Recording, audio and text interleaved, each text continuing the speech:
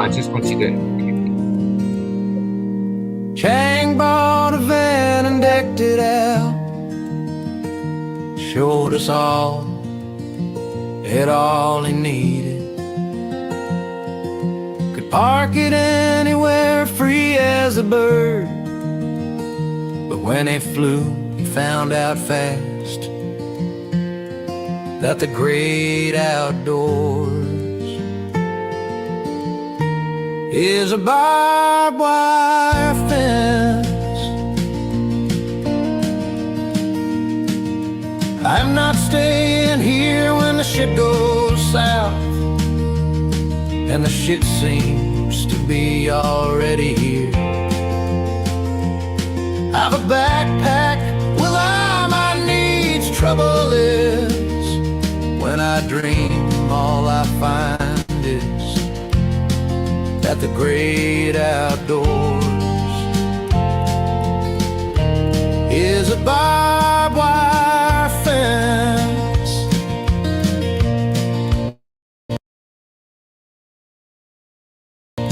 I'm sure my grandfather left freedom here, unless my eyes were open when I was born. But this world has left me blind. Is that right, Mother? Am I blind? I'm sure I smelled freedom once in the backwood forests of your eyes. How you said, hide with me, or how else will we ever live free? There's an exodus heading out of town. Their faces are up, but their eyes are down.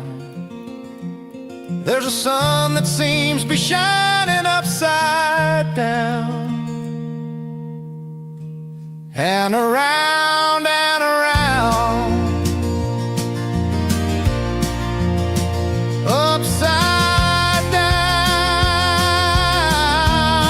and around and around, upside down, and around and around, until we reach the outskirts of town, where we find time and time again that the great outdoors is a barbed wire fence.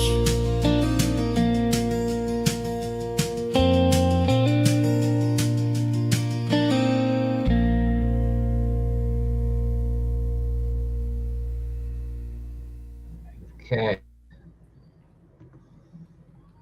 Okay, let's get going, Jonathan. There's, and you do look much better like that in that light. Look at you. Choose a button. So, do you want to introduce our esteemed guest for today? Yes, is Keysar still here somewhere? He's in the background. We're He's all dressed up. He's on the, here he comes.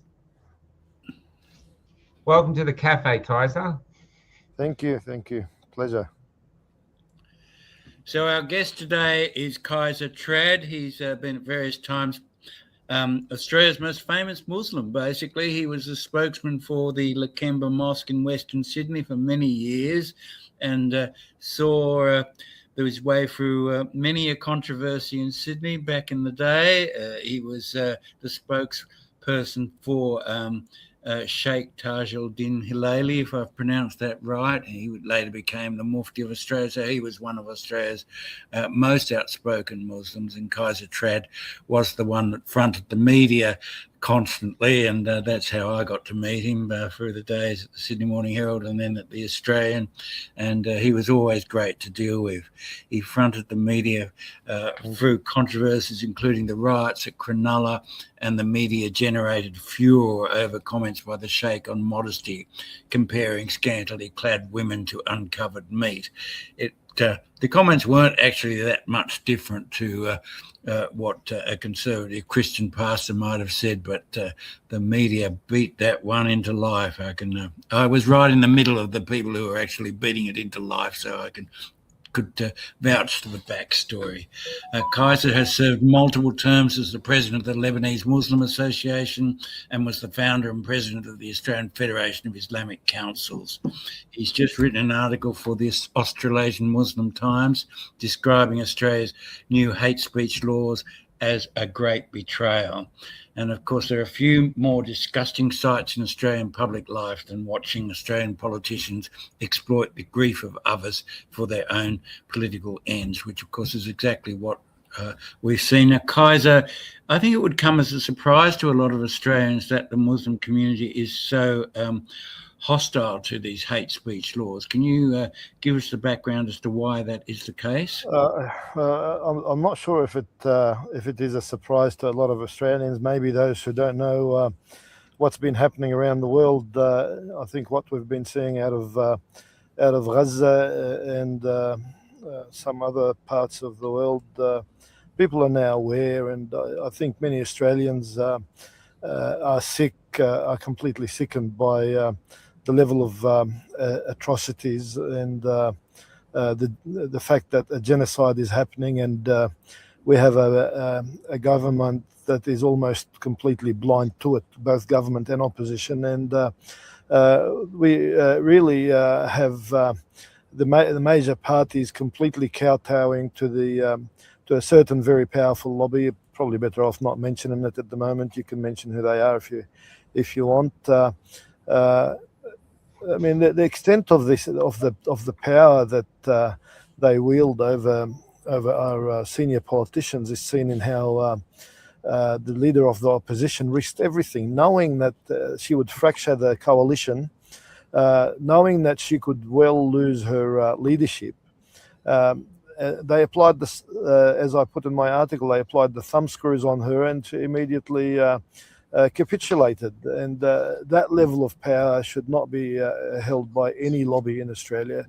Australian politicians should be acting in the interests of Australia, and I think many people in the general public are fully aware of that. Of course, there will be some who are on the fringes, those people who've threatened mosques, who've harassed Muslim, especially people who are visibly Muslim, like Muslim women who wear the scarf. And these people are people who are easily led by the media that streams into pubs and places where people leave their brains at the door and just get drunk. So those particular individuals may well be brainwashed by media rhetoric, but and dog whistling. But the general population, I think, are aware. And the Harbour Bridge, the protests on the Harbour Bridge that saw so many people braving the rain and winds and police misdirections on that day. To have that many people there on that type of day, in that type of weather, shows that the vast majority of Australians are far more astute than people want to give them credit for. And I think that these particular laws, if nothing is done to repeal them or amend them or make them more fair and balanced, then I think the major parties will be severely punished at the next election. Well, of course, we've already seen the opposition breaking apart. Oh, sorry, Michael, off you go. But we've already seen the political fallout. My God. The extraordinary thing happening is watching lawyers come out, civil liberty lawyers and stuff, saying no one's actually gone through the document. Even the politicians don't actually know what's going to happen with this. It's just been rushed through at this extraordinary pace. That's 7,000 submissions, even though the people only had 2 days to put in a submission, they still got 7,000. millions more emailed in, and that's all been tossed aside. I mean, it's just extraordinary. It's hard to see how the politicians are serving the Australian people when they're having such a great change at such a steamrolled pace. Well, so do you really believe it's just to serve one lobby, or is it just Albanese is, I don't know, lost or just so out of touch with Australians? It's not funny. Well, that's a very, very fair comment, and you're right. And I did mention something about this in my article. It is Milton Friedman type of politics, shock doctrine, that they take advantage of something like this to bring in fascist provisions to silence dissent. This is a government that wants to do whatever it feels like, and they've got these ideas sitting on a shelf, hidden from public view, and when there is a shock, such as a shock that, I mean, the Bondi attacks were tragic and atrocious, and our sympathies to the victims and their families. But the reality is that what is happening on a daily basis in Gaza is numerically far more extreme, and this is by a responsible government in plain sight of everybody else. And it's being fully funded not only by the Americans, but Australia is complicit to a large extent. And it's been seen that some Australian charities are directly contributing to funding the rogue state. What is happening in Gaza is not just Israel overreaching, trying to take over. It is Western powers colluding to take away that particular tract of land and perhaps more. And the fact that what we've seen is Trump create this so-called board of peace and appointing a convicted war criminal to be on that particular board, and he himself, who profits from buffoonery and from bullying. Leading that particular board just after he invaded a sovereign nation and arrested its leader and his wife. Like, okay, you want to arrest Maduro? Why take his wife? Why take his wife as well? Do you fancy her, Mr. Trump, or what? It just doesn't make sense. And then he's got as one of the podcasters, independent media podcasters in the US, Midas Touch. I'm not sure if viewers are familiar with it. They call them the ICE Gestapo, and they act exactly like the Gestapo, maybe worse. I don't think the Gestapo would have shot someone like Miss Good, just completely buggers belief, and then they all come out and defend him. And then there's a GoFundMe page for him that nets him over $1 million, and he's clearly a murderer. That is being defended by the system. Basically, Trump is empowering a Gestapo-style attack on the general public, perhaps so he can steal the upcoming midterm elections, or maybe to cement himself as a forever dictator of the United States, which he still thinks is the most powerful nation on earth. But his behavior is weakening it internationally and losing many, many allies. So it's all tied in together. And I think what Australia is doing, being a long-term lackey of the United States, a nation whose both sides of politics see as something that deserves to be tacked on as a tail on the United States, so it wags whenever the people like Trump wiggle their backside. And it's disgraceful. Australia should not be like that. We should respect our own sovereignty. And maybe I'm getting carried away, but it's an emotional topic. And I think what they're doing is that they are testing the public will, and by using Muslims as the target, and they still think that not enough people know enough about Islam, that they can get away by introducing fascist laws that will not just be applied against Muslims. They will be applied against political dissidents who disturb the establishment. And again, like we talk about these politicians, etc., but the politicians in Western so-called liberal democracies are nothing more than a front for the oligarchs and the plutocrats.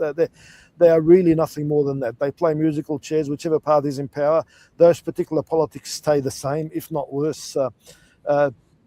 Look, just before what's her name, Susan Lee capitulated, uh, uh, Albanese's approval rating was plummeting because he failed in trying to introduce these laws. Why would she hand over a win to her opposition? Why would she capitulate, knowing that would rescue Albanese and his government? That would save and destroy her own party.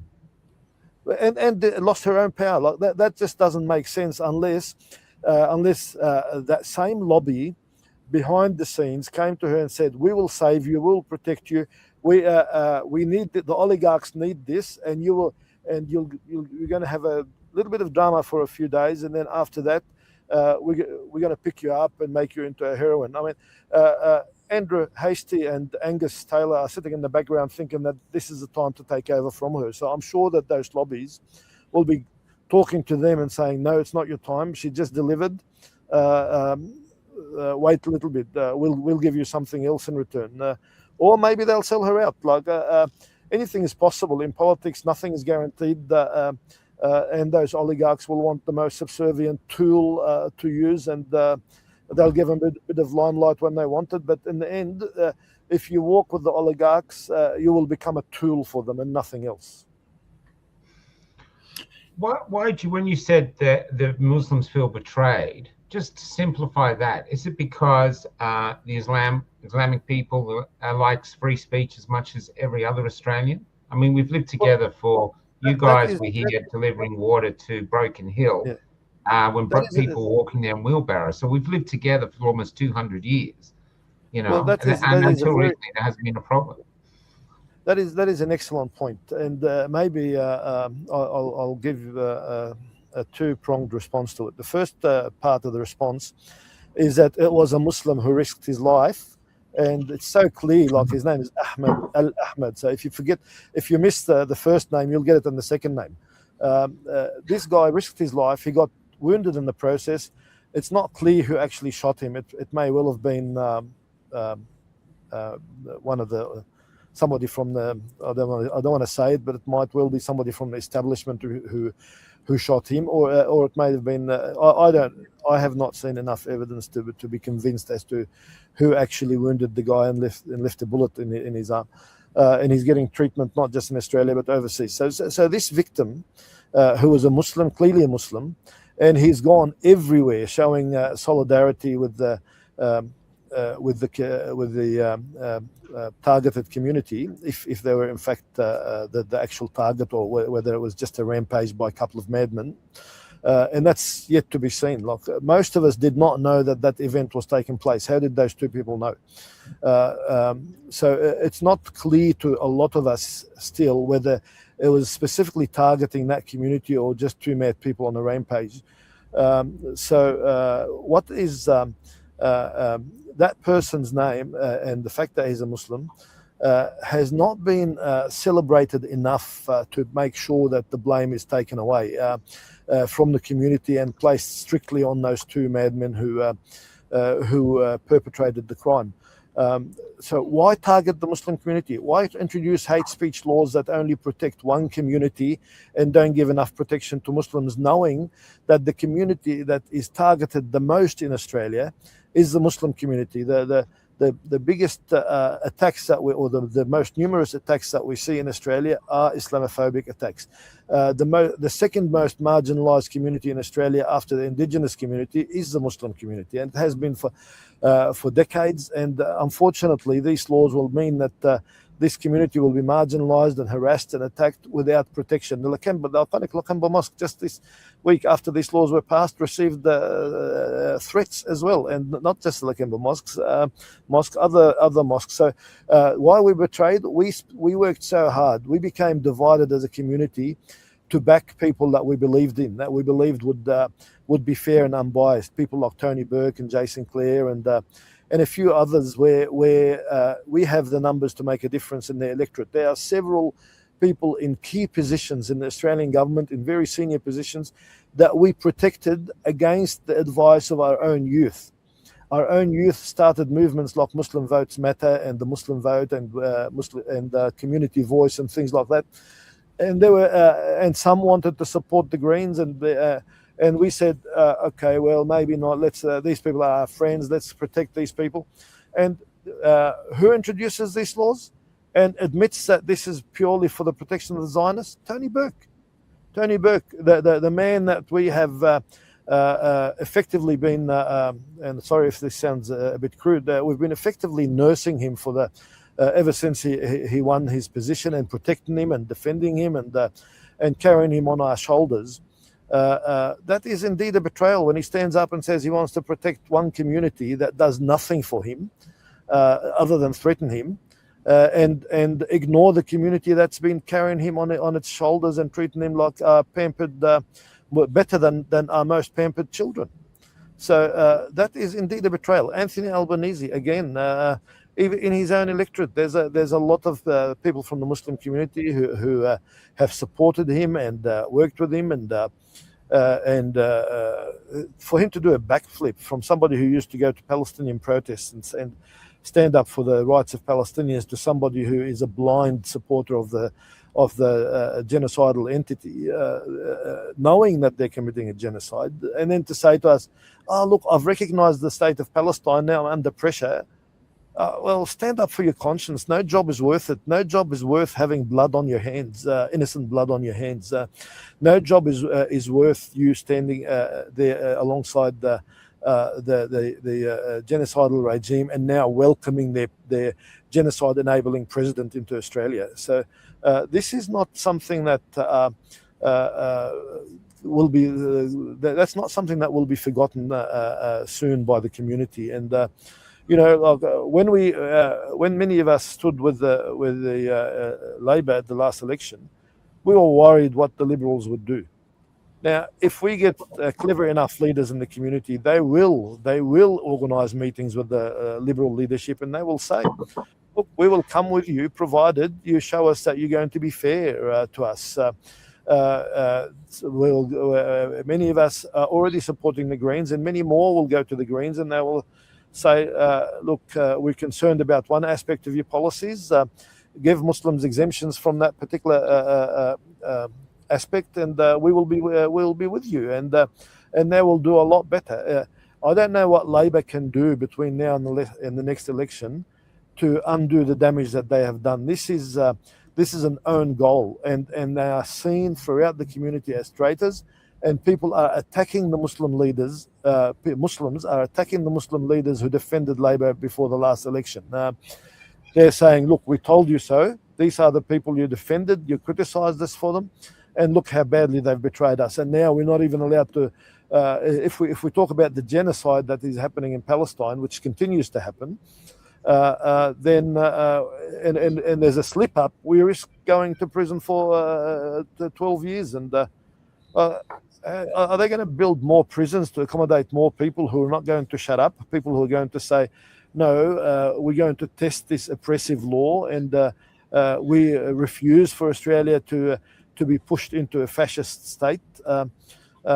So we've always had the concern that the draconian measures which were originally introduced by John Howard under the guise of counter-terrorism, and now these measures are part of the same process, and the eventual outcome is to suppress free speech and to transform a liberal democracy such as ours into something that is far more controlled by the people who think that they know better. And unfortunately, liberal democracies have been the systems that are bought and sold with money. The more money you pay, the more inroads you get into the decision making, and the more you're able to influence those decisions. They've made a mockery of democracy, and now they've made it into something that is unworkable. We've reached a stage of democracy where oligarchs and lobbies are in control, and we need to win it back for the sake of all citizens. Maybe we're transitioning back into a penal colony. Sorry, John. How is it possible that an Islamic preacher can be sent to jail for 12 years, or any preacher? I mean, it's just, how is that religious freedom? Australia used to pride itself on religious freedom. I just, Well, what you would know, they have to say? there are verses. Yeah, there are verses in the holy books that criticize the actions of certain people and certain categories of people, and there are verses where Jews as a faith community, or sorry, not as a faith community, as a race, Jews as a race, there are verses where they are mentioned in the Quran. And if you look at the origin of the term Jew and Jewish in the Arabic language, the Arabic word is Yahud, and other places, those who went through the process of the way the Quran says, Ladina Hadu, those who became Yahud. Now, that particular term literally means those who are penitent, those who are repentant, those who had done something wrong and then went back to God and asked for forgiveness. So when you mention these verses in the Quran where God is criticizing their actions, they're saying reading the verse by itself is not is exempt, but an interpretation of the verse that might be seen as attacking that particular group or vilifying that particular group or criticizing that particular group can land you in prison, and watch out. So basically they're effectively saying you're allowed to read the verse, but you're not allowed to explain it to your community. And verses of this nature, if you don't explain them to the community, then people will have a wrong interpretation and it becomes counterproductive. Every verse needs to be explained freely, whether it's the Quran or the Bible, Old Testament, New Testament. I mean, look at the verses in the Old Testament that say go into the Amalek and kill their women and children and their men and even their donkeys. If you don't give a proper explanation to that, then people like Netanyahu will use it like he did after the 7th of October 2023, and he used it to justify. He used it to justify killing Palestinians, and it is lost on most of the people who hear him that Palestinians are the original Semites. The Palestinians are indigenous to the land, and that is the land of the Semites. And when I say Palestinians, I include Palestinian Christians, Palestinian Jews, Palestinian Muslims, all Palestinians. We've been, generally the public has been misled with this word anti-Semitism, and now religious speakers, whether it's an imam in a mosque or other religious speakers, under a grave threat with these draconian fascist laws. And I say something. You mentioned at the start that I used to work with Sheikh Hilaly, and unfortunately at the moment we don't have a leader like Sheikh Hilaly. If Sheikh Hilaly had still been alive and in Australia, he would have mobilized the Muslim community, and people would have gone into the streets and would have he would have been able to stop the passage of such horrific laws. And actually they may not have even been daring enough to propose them in this format if someone like him was still with us. His level of service and dedication to the community was unmatched, and people respect him. And there's hardly a Muslim household that he has not been involved in either reconciling or doing some service to that particular household. And if people see when he was alive, you see him in the community when he's walking, lots of people run to kiss his hand because they respect him as a father figure. We don't have anyone like him at the moment. Not myself. Neither do we. Who the can whole country. level of support. No, the whole country, to be honest, doesn't have a leader worth looking at as far as I'm concerned. But I don't know if you noticed, but on social media, the night of the Bondi shooting and the next day, I thought it was going to be a maelstrom of hate going back and forth. But on my feeds, and we reach quite a lot of people, all I saw was Christians, Jews, Muslims, Australians calling for peace, saying this is not us. They wanted peace. So we've got a government now who's coercing us into division, into hating each other. They are intent on getting us to hate each other. The MSN seems to be doing the same. So as a leader of the Muslim community, what do you think is an alternative route we can take as Australians to make sure the hatreds from the old countries are not established here? Because once they're established, they're hard to remove.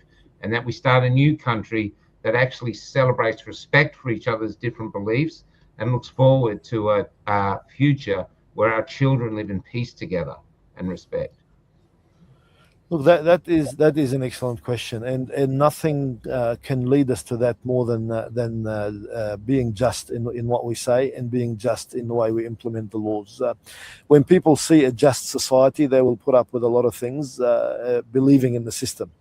But when the system fails you and you stop believing in the system, that is when you react in ways that are not always correct. For people en masse to believe in the system and believe that the system is there for everybody, well, the system has to prove that it is there for everybody and that it will protect everybody in the same way. Look at the way courts treat us at different times. There are times when they are relatively fair, and there are times when they're completely unfair, where they victimize Muslims, treat us like sometimes they look at us as people who are inherently bad, but we're not. We're not inherently bad. We are the same as everybody else. We might have some bad apples, but the vast majority of Muslims are law-abiding citizens who contribute to society in every conceivable way. And just to look at how much Muslims are contributing to the Australian GDP, the last estimates or last lot of statistics that I've seen were about $15 billion a year. Now, we're not the oligarchs of Australian society. We don't run the big corporations, and we don't own the big corporations. But bear in mind that we have so many tradespeople and people in lower level managements. We have some small companies. Just by that alone, we're contributing so much to Australia's GDP.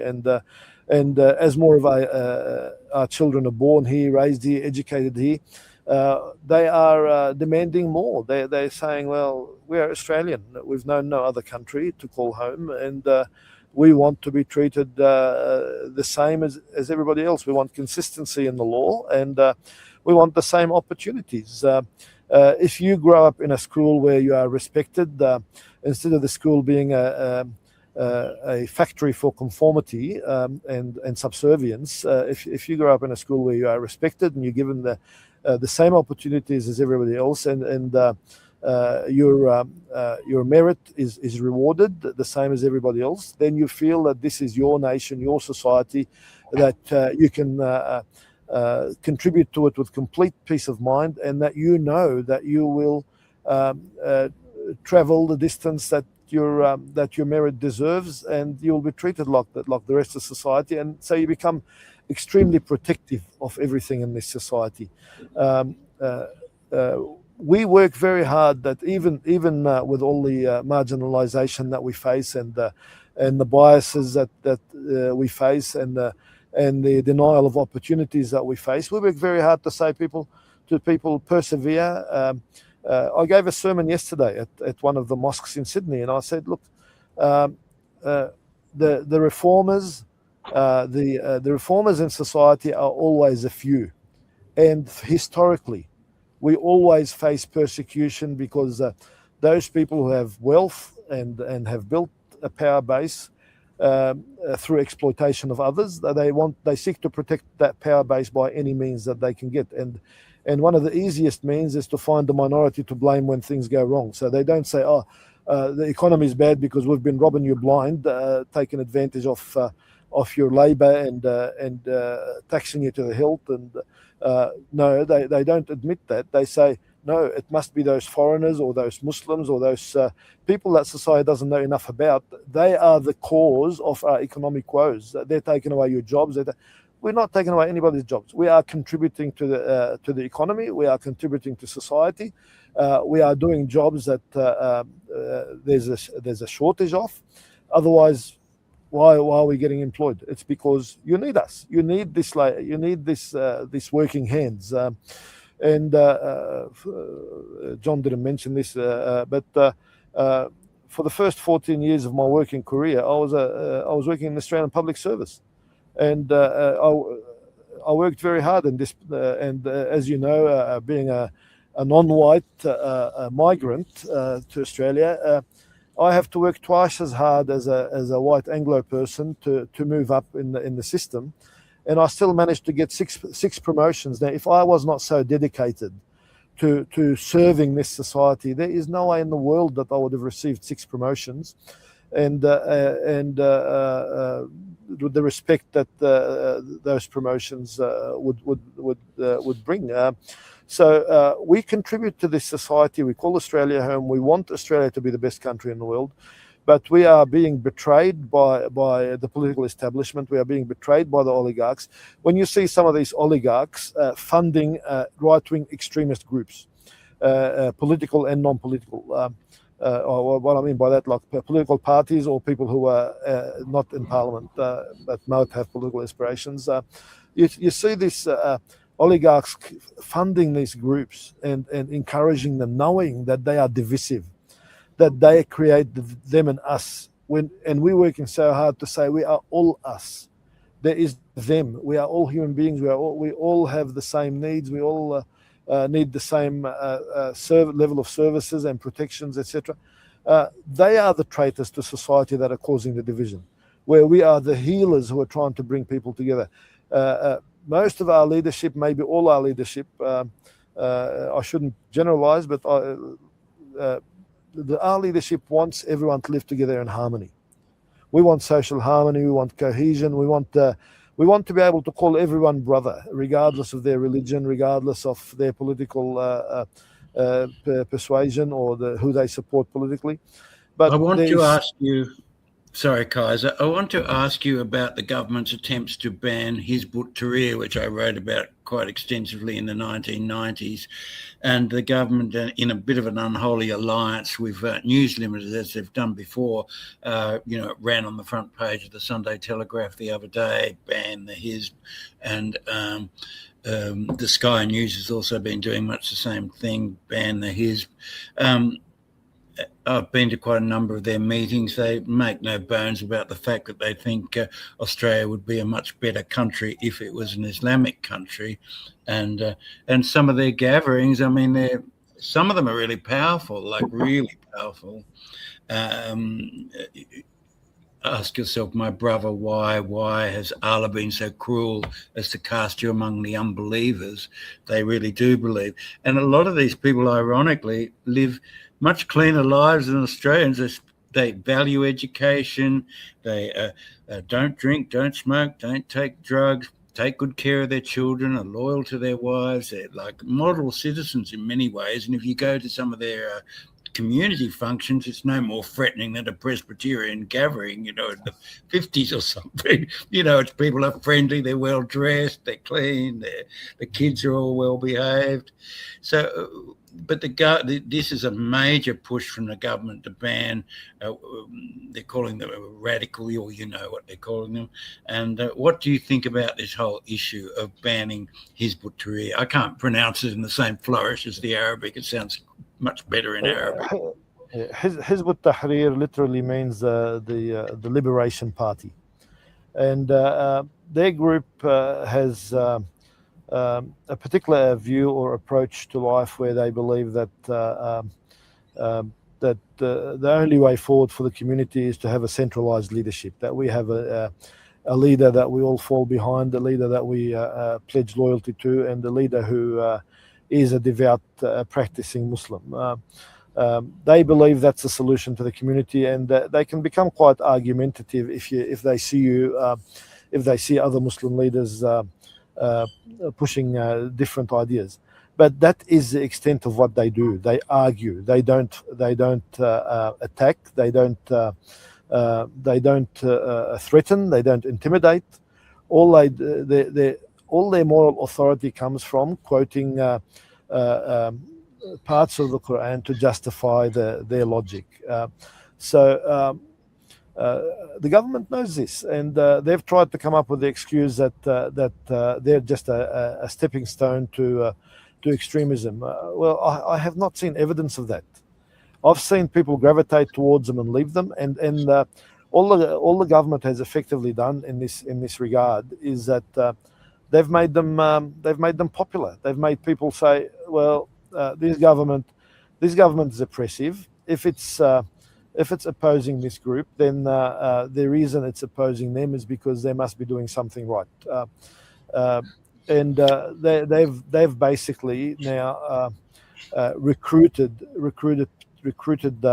people for this group. It was nothing more than a recruitment campaign, perhaps unknowingly recruitment campaign, and groups like this have historically profited from such campaigns because they know that they generate sympathy, and these are the sorts of campaigns where they say to the people, see, they target us because they are threatened by our message. We've always been peaceful. Everyone knows that we're peaceful. We don't call for violence. We've never called for violence.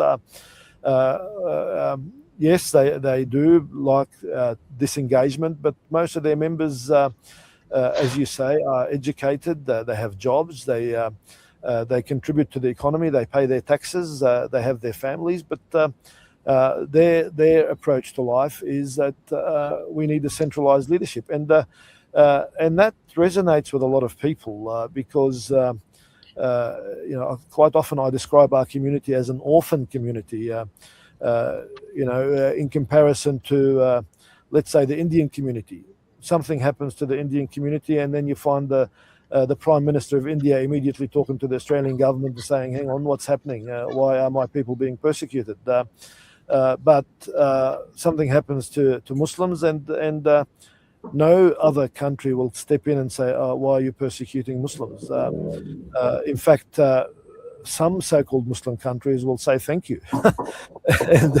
and many, unfortunately, many of these, not all, but many of these Muslim countries have externally installed and protected regimes whose only job is to serve their colonial masters who planted them and protect them. Their job is not to serve their people, and the smoke screens that they put in front of their people there are even worse than some of the smoke screens we see. Well, definitely worse than some of the smoke screens we see in some liberal democracies. Though, with President realistic? Trump, sorry, Keysar, is it realistic that people will go to jail for 12 years for preaching basically the overthrow of the government? I mean, my mother was a fundamentalist Christian waiting for the second coming of Christ, and he was, he wanted to see, she and her church were basically waiting for the overthrow of the Australian government, and Christ was going to come and save people and sentence everyone else to hell or whatever the story was. So it in many ways doesn't seem more extreme than what my dear old mum, who was, a great figure in her church and wouldn't hurt a fly, doesn't seem any more extreme in many ways than what she believed, that Christ would return, that Allah would return. What do you think? Well, that is exactly the point. That is absolutely the point. That if they have an idea in their head and they're not really doing anything about it, they're just sitting back and they talk to people. All they do is they promote their idea with words, not with violence, and they're not calling for violence. I have not heard them at any point in any speech call for violence. So when that is the case, what is the government doing? And I think what the government it's not just the government, Keysar. It's also in collusion with News Limited. I mean, during that whole definitely. There's no doubt. There's no question. I don't dispute at all that they are in collusion with the Limited, as some people say. Their news is Limited. It's a perfectly matching name to. Of course, they're in collusion. The News Limited puts a lot of pressure on the government. Probably the fear that the government has of News Limited is now exaggerated. They don't have the same power that they used to before the rise of social media. But government is afraid of them. They're definitely afraid of every aspect of the Murdoch media. And but what does the Murdoch press have to gain from this? I mean, during the whole Islamic State business in Iraq. You might remember they were badging during the Abbott era the suicide. They badged all their pages. Oh gosh, I've gone blank. But they were badging all their pages in the Telegraph. The death cult. So the death cult, the death cult, the death cult. Tony Abbott someone monitored, he used the term the death cult 327 times or something in press conferences, many of which had absolutely nothing to do with Iraq or Islam. They pounded this story and it ran across the Australian, across the Telegraph, across Sky News. What do they have to gain from this? Why are they doing it? What is the benefit to them? Look, I think having looked at this, having tried to analyze it in the past, I think a lot of it is tied in with what is happening in the Middle East. Quite often we look at the Israeli grab of Palestinian land as being isolated, as an isolated Israeli expansionist greed. It's not. It is far bigger than that, and it is something that is also the desire of some of the Western powers. And Trump has now shown that very clearly with his so-called border peace. The things are related. They play the Islamophobia so that they can keep that level of tension, that suspicion of Muslims, and there's the grab in the Middle East. And it's quite likely, it's quite possible that this is a continuation of the old Crusades, that they went through a period of lull while they're rebuilding, and now they quite possibly see that as a means to completely subdue the Muslim community, to transform it from a vibrant, active religion into a ceremonial religion. And unfortunately, they've succeeded in doing that with other religions, that they've made their role predominantly ceremonial. And the whole issue again is that Islam has a very, very strong focus on reforming society. We have a very strong teaching on speaking truth to power. Speaking, not violently overthrowing the power, but speaking truth to power. My question about. It seems that most of these people they will collude to stifle free speech because they're afraid of words. Do you think essentially? Sorry, I'll just ask one question. Yeah. Yeah, you go. I'm just want to. So, do you think in Australia, Keysar, they've over-egged the custard, basically, the same as after the Charlie Kirk murder and the what's going on in Gaza, which anyone can access on their phones and see thousands of children being killed in the most horrific, and fathers carrying their dead children. So anyone under 30, basically, in America no longer backs Israel, and you've seen a massive change in the public debate about this. Do you think the same thing is going on here, that it's been exposed as owning and manipulating the mainstream media and attempting to own and manipulate the public narrative against? There's no doubt that a lot of people are seeing this, and a lot of credit to the Australian public. There's so many activists in Australia. I mean, look at the Block the Doc group in mostly active in Victoria, who are braving all sorts of draconian powers to stop the transport of goods to the rogue state. There's many Australian leftist groups that are standing up, and many in the Muslim community are standing up, and it's good that we can form a broad coalition of different Australian groups to stand up, to speak up, to get the message out. And we are facing a lobby that is far better funded, and that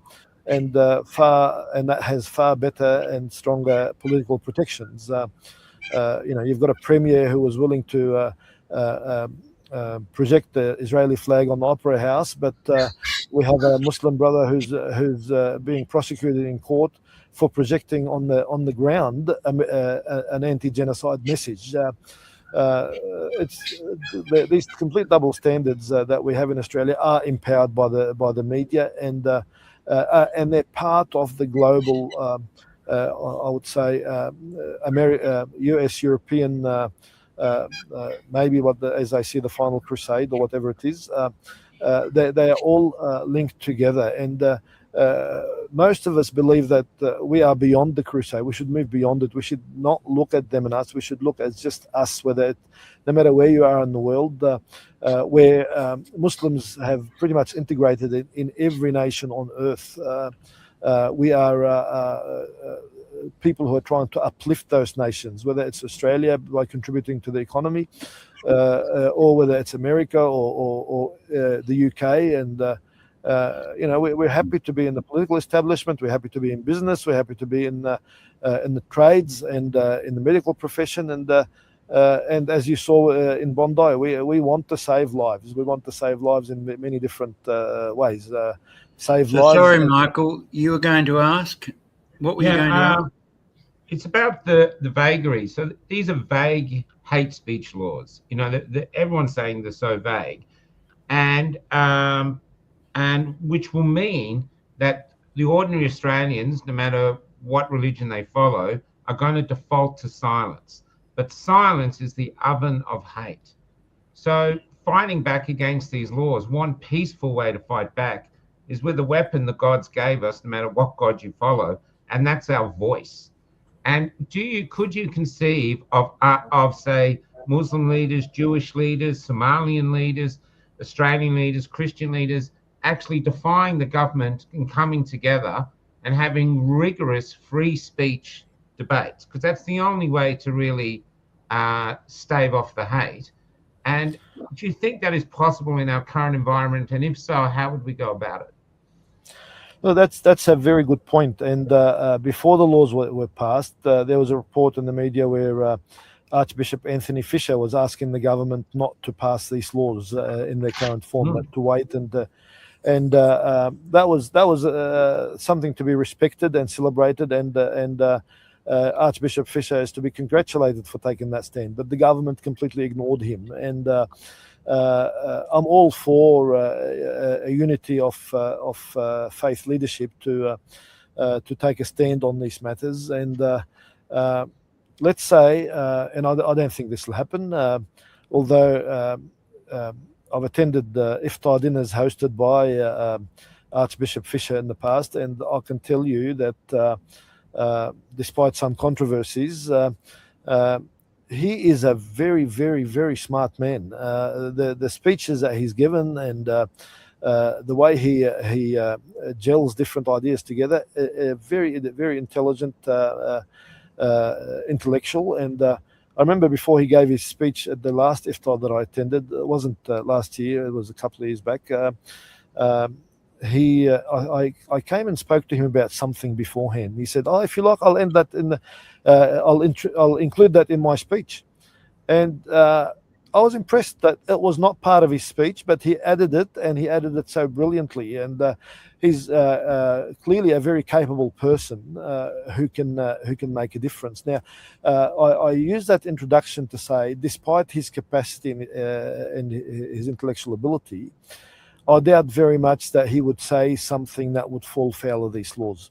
And if he was to say it, I know for certain that there is no way that they would prosecute him, because the damage that would come from that would be just too great. And imagine a Labor Party prosecuting the head of the Catholic Church.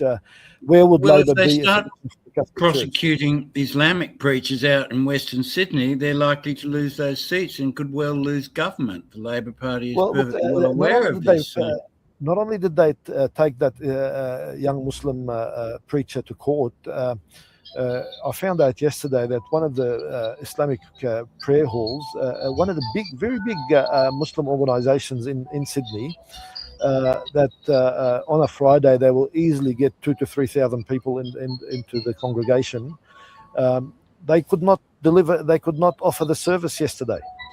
And I was shocked. I was saying, why? They said, oh, well, the council said you don't have a permit to do this, but they've been doing it for 3 or 4 years, maybe 5 years. Yeah, In that place, permits are away. Yeah.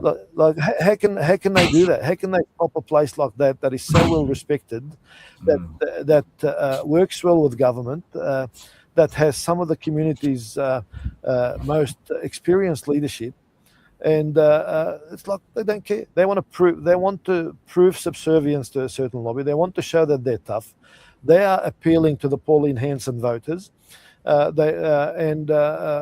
might think that this will get them somewhere.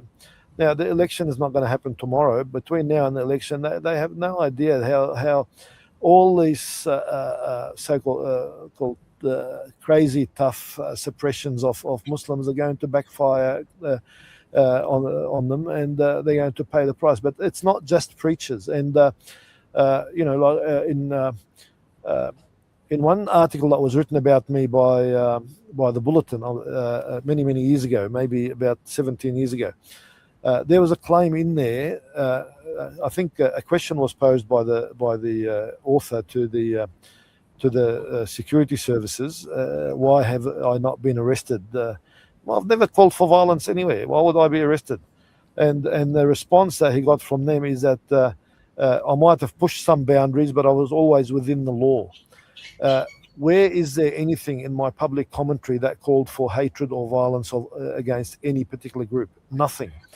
But, well, this raises a point that there are people online now who think that if you say you hate Anthony Albanese, which is a few million Australians are somewhere in that ballpark, and they believe that they can now be arrested if they post something saying, I hate Albo, he's a so-and-so and so-and-so.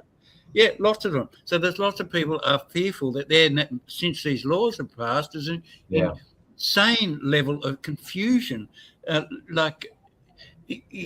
Priests going to jail for 12 years, which could be Muslim, could be Christian, could be Hindus. There's radical Hindus that want all sorts of things as well. Is that same level of intense confusion operating within the Islamic community or Muslim community? I know that you've put out stuff to the various imams of how to negotiate the laws and what to say and what not to say, and to be particularly careful at this time about what you're preaching and what is being put out on social media. So is that same level of confusion that's in the broader public within the Islamic community? Well, I think there is that. I think there's a lot of confusion, and there's a lot of people. There's a few voices out there that are talking in a way that we should be challenging these laws. We should not be silent. We should.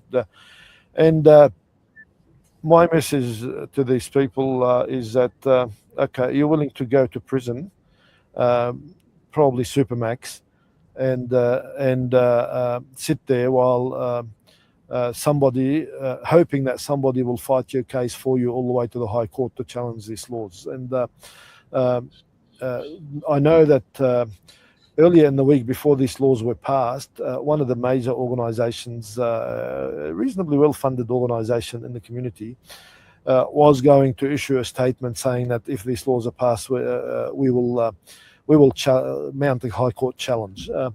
Now, I had a little bit of influence, and I said, don't do that, because the opposition leader had already promised not to support these laws. I didn't know she was going to capitulate the next day, but she capitulated the next day, and she passed these laws. And my understanding of mounting a High Court challenge is that you don't just do it on the basis, last time we tried on other matters, is that you need to see the laws being implemented against somebody before you do it. Will Can the I community ask also a purely political question, which is that, with Susan Lee, how you pronounce it, falling over basically, and the Nationals leaving the Liberals, that there's lots of talk now that the Nationals will join up with One Nation to form and other small groups like Jared Rennick and form quite a powerful lobby group, which could well, because of the level of economic discontent and social discontent and division in Australia now, become the dominant party. Can you see any scenario where the Muslim community, which have traditionally been voted left, would join a party, would join that sort of coalition? Is that possible? They've been very hostile to the hate laws, so that's one thing you've got in common. That's actually a very good question. And earlier today, I attended a funeral service, a burial of a person who a young person who just passed away recently, and one of his relatives came up to me, who is from Melbourne, who's in Sydney from Melbourne for this, and he said to me, he said, "There's a few leaders in Melbourne who are talking about joining One Nation." And that they're hoping that if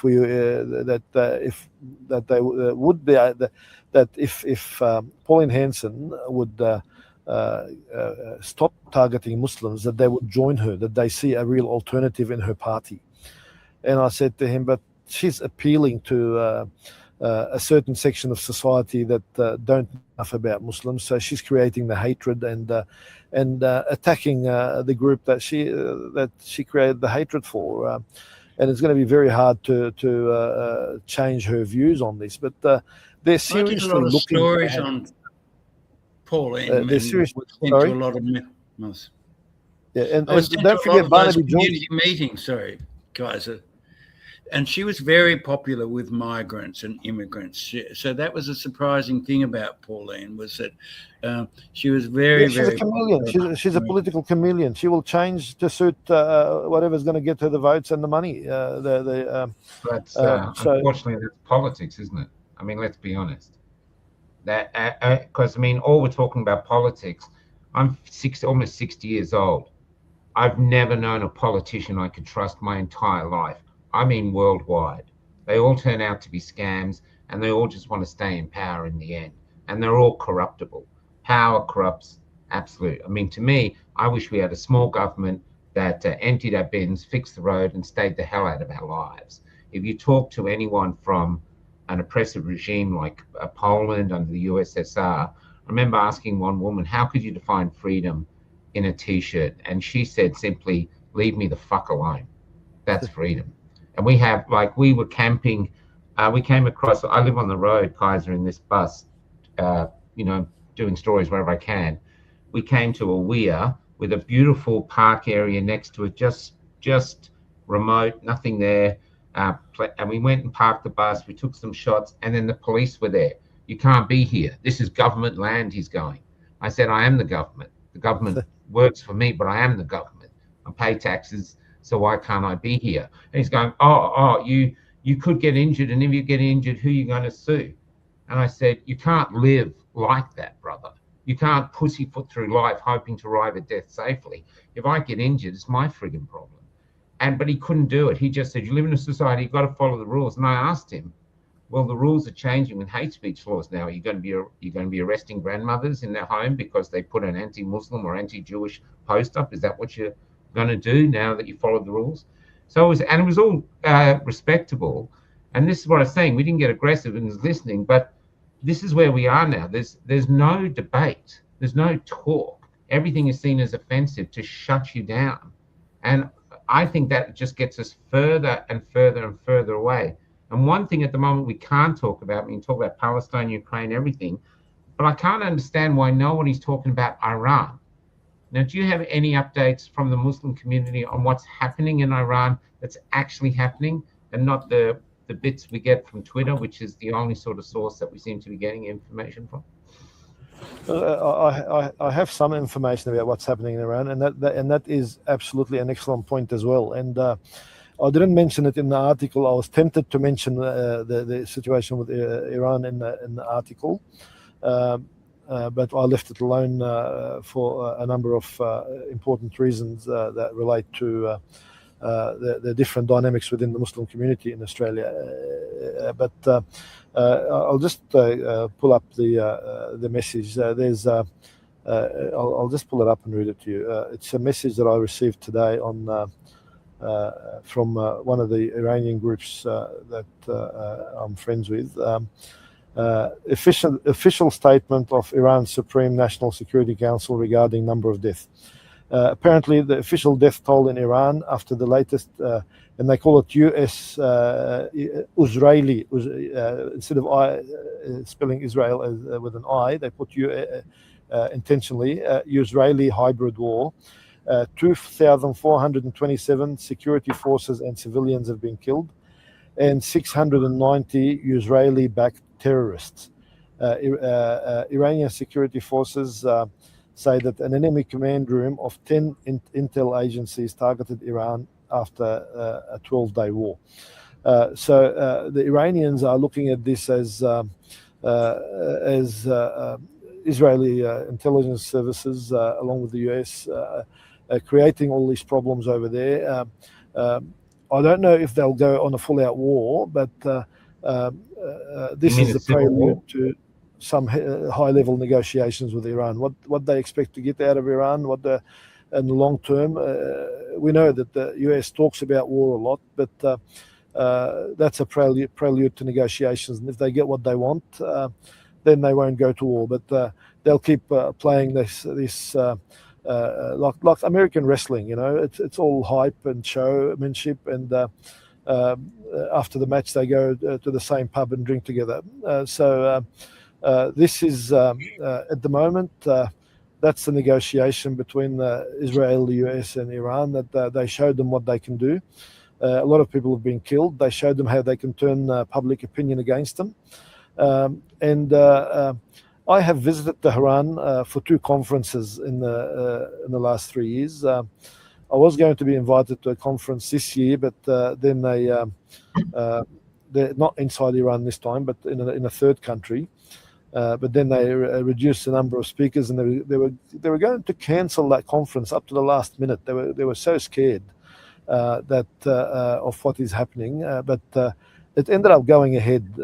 They made the choice to continue, and what it is about uniting in the face of US and Israeli aggression, and leave them alone. It's a country that's been under sanctions for a long time, and it's a country that if it wasn't for Iran, there is no way in the world, there is no way that America would have been able to subdue Iraq so quickly. But the spiritual, the Ayatollahs, the spiritual leadership for the Shia community in those days when America invaded Iraq in 2003, they issued a religious edict to their followers not to interfere. And in return, America empowered them to run the country, and they've so. If it wasn't for that, there is no way. If they remained united, there is no way that America would have been able to overturn the regime, to bring in to get rid of Saddam Hussein. Saddam Hussein, during his time, Iraq had the highest level of education of any country, not just in the region, but throughout the world. They had a very high level of education. A lot of people, and he used to give a lot of education scholarships to people from many different countries. Yes, it was a suppressive regime. Yes, it was. It had very many similarities to some of the Arab dictatorships, but one of the main differences is that they had security, and the administration was spending lavishly on its own people and on people in the region. Look, we're running out of time, Keysar. So I wondered if we could just come back to the hate laws for a minute, and if you could sum up across the various groups and in the Islamic community, just what has been the response to Anthony Albanese jamming these laws through Parliament? How do you think it will impact on the community, and what do you think will be the long-term consequences of what many people see as an act of bastardry, and you're describing as a great betrayal, or the greatest betrayal of the Muslim community that you've seen? Could I just have one more question after that, and then I'll finish on that? But please proceed. One of the Muslim broadcasters, on Arabic radio, came out and said the community should be all up in arms and should be not literally arms, but should be in the streets protesting. Everybody should be uniting over this. And a few other voices have said we should all be uniting and standing up to the government. Then somebody said to him, "This is the Tony Burke that you backed at the last election. You fought very hard and refused to allow people to speak against him." And he said, "Oh, I still support Tony Burke," he said. "He's the best that we can get, but we should be marching in the streets protesting these laws." But nobody is saying go out there and challenge them by speaking your mind. There's a genuine fear that they would close down places of worship that might challenge these laws. There's a school principal who had posted anti-Zionist comments on his one of his platforms, and the department has sent an explain to the school. I won't say the word please, because there's no please explain. It's just explain yourself. And it's highly likely that if they don't dismiss him, that they will lose their funding, because they threatened them with funding. Why? Because the guy criticised Zionism, and it's not. And the Zionist lobby has been trying to equate Zionism with Judaism, and we've been trying to say Zionism is a political movement, whereas Judaism is supposed to be a race/religion. But the fact that the government or government instrumentalities have gone to persecute people for criticising Zionism, and they've gone to different places of worship and closed them down on minor excuses. Not just one, more than one place, including places that are popular and powerful. Like the organisation I was talking about before is a very powerful organisation. So it's fair to say that there is fear, confusion and concern within the Muslim community about these hate laws. Exactly. And I think once people get their head around them, properly get their head around them, there will most likely be a major challenge to these laws. And imagine the egg this government will have on its face if this challenge succeeds. If this it's 144-page bill and 300 and something explanatory notes. Nobody's read it. Nobody's read it all, and no one's able to read it to actually understand what it means. It's just despite all these pages, despite all these pages, it's still vague on what's hate speech. It's still very vague in general terms. On purpose, I think. Yes, nobody quite knows. I mean, when you're not sure what it is. Like if you lived with an oppressive father and you didn't know what was going to make him angry, but you knew something would, you'd hide. You'd do nothing. You'd shut up. You'd stay silent. This is not just an oppressive father. This seems like a drunk oppressive father who has a huge gambling debt, owes a lot of money to the lobby, and the lobby puts the thumb screws whenever they feel like it, and that's what they've done. And has no idea what happens when he gets home. Can I just say, moving forward now, because John over here is a journalist, but I'm not a journalist. I'm a playwright. I just capture stories. And one thing I know is that, first off, I just want to make this clear while we've got you here. Don't you think it's strange that these Nazi boys turned up out of nowhere, all with their uniforms? They basically wedding crashed major. I think the first time we saw them was when that woman Polly from England was here defending women, and suddenly there's the trans community there attacking her, and then suddenly there's the Nazis walking between them, and the police are just letting them walk, and they're doing their signals, their hand signals, changing the light bulbs, and we've lost here Keysar, have we? Here he comes. But suddenly these boys are everywhere. I'm back with you. Look, just to finish, people should not be surprised that these things happen. Can I just finish what I was saying, Keysar? Yeah, I'm just saying, you were talking about how those Nazis and turned then up. Suddenly, like the leader just happens to come across the premier doing a live in a park, and they just happen to pass. And now that the hate speech laws have gone, the Nazi boys decide, we're going to disband the group. I mean, come on, this is theatre. I'm a playwright. This is theatre. It's not even clever theatre. But this is the question. This is the question asked to you, to John, to every Australian now. Now, a lot of us immigrants come from countries where the hate is endemic. It will probably never be cured. Let's be honest. There's too many sons being killed, too many daughters. They just can't get past it. But Australia doesn't have that here yet. And the one thing that the Jewish, the Muslims, the Nazis, the Africans, you name every group, one thing we all have in common is when our children are born, as soon as they can start drawing, they don't draw symbols of hate. They draw symbols of families. They draw symbols of love. They draw love hearts. And then they have to be taught to hate. Don't you think right here and right now, we have the ability to tell the government who wants us to hate, because silence is the womb of hate, or the oven of hate. So they want us to hate. So right now, our way to stand up to them is not by getting aggressive back, is not by acting like they want us to act, but it's actually to come together and say, look, we want to live in peace, because a peaceful community where hate is shunned is the gift that we want to give to the next generation. And because if Australia can do that with all our different races together, then Australia can be a beacon of hope for humanity, for the rest of the world. And we are being gifted this great responsibility now via these hate speech laws and this pathetic prime minister who doesn't like being AI put into a bikini gate.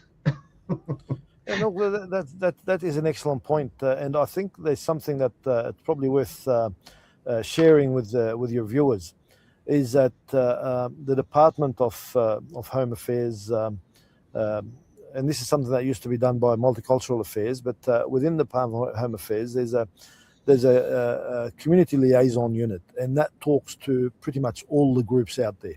They have somebody who's responsible for all the different groups, and I have no doubt that they would have somebody who would have talked to those neo-Nazis, right-wing extremists, somebody who maintains contact, and that's part of the government's intelligence gathering, and they would have said to them things along the line that, look, you guys do the right thing, and okay, they disbanded, but they didn't just disband. They disbanded, and then they announced that they would be forming a political party. So they're still there, and they're still going to be politically active.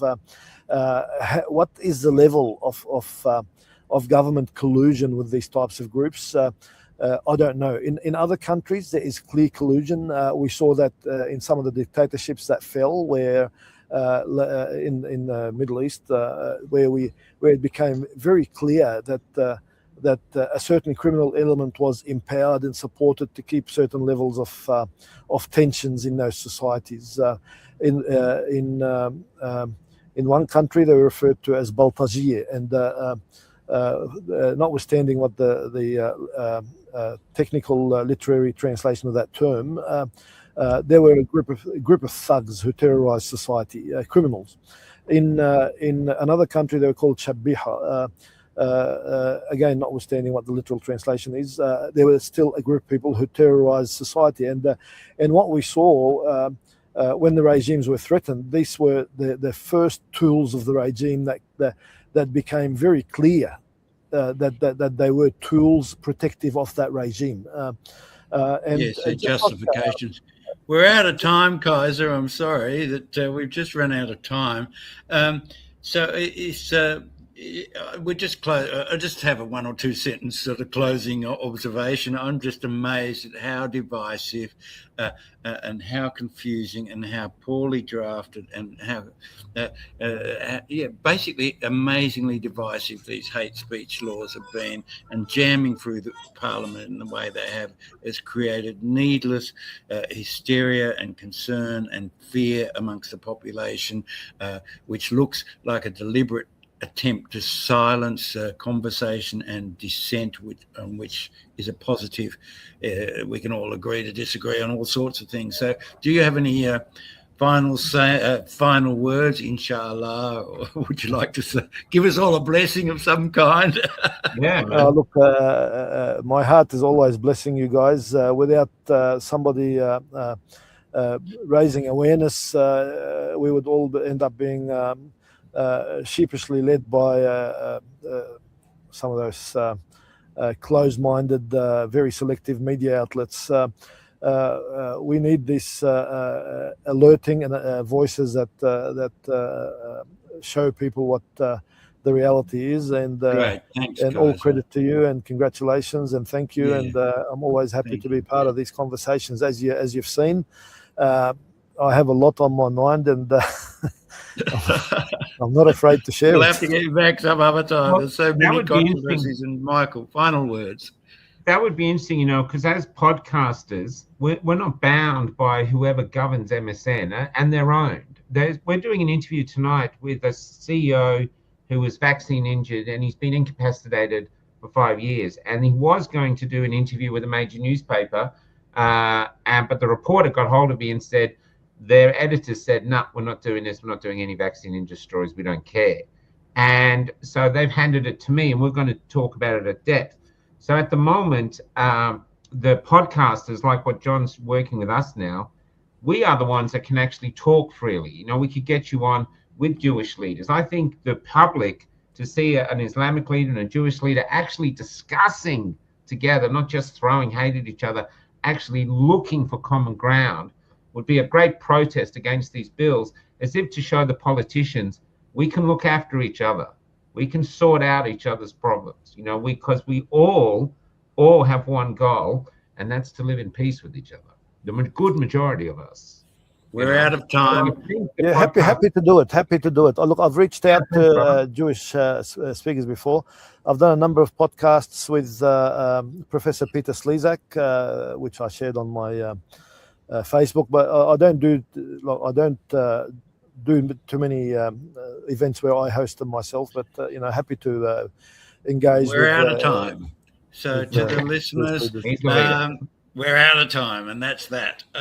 Great Next to meet you, week Clive. at 10 a.m. on Sunday for this series, we have Colin Lilly on. He's the husband of Jacinta Price, Jacinta Namatjira Price, and he's got a new documentary out about Australia, which looks fascinating, and he's a well-known musician in his own right, and he may well become Australia's first man. If Jacinta makes it Prime Minister, we shall see what happens. But thank you so much, Keysar Trad.